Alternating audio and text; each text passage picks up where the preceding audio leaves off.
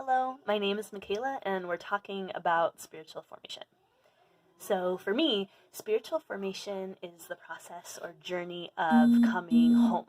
So, coming home to ourselves and coming home to God. And these things happen at the same time simultaneously.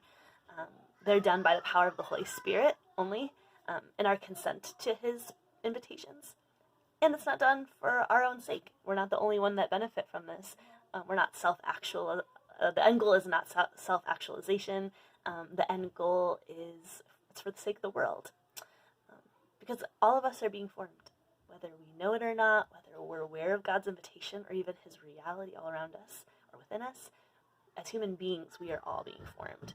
Um, we can be malformed, whether that's by the pain of our childhood experiences, by being rejected, by just traumas that we've gone through, or just our interpretations of our life events. We build false selves around the self that God made.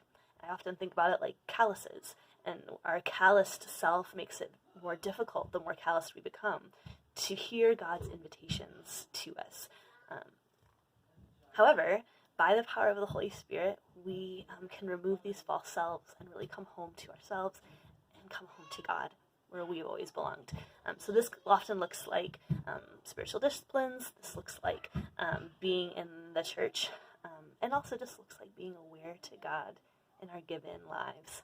Everywhere we are, invitations from the Father allowing us to remove and let go of the false selves by His power and kind of come home, like I said, to ourselves. So that's that's what spiritual formation looks like to me. I also think it's important to remember that spiritual formation exists as human beings because we are image bearers of God. We have His image, the Imago Dei, in each of us as men and women. And to me, that Imago Dei is the essence of communion. That at our very core, at our true self, this thing that we share with God is communion.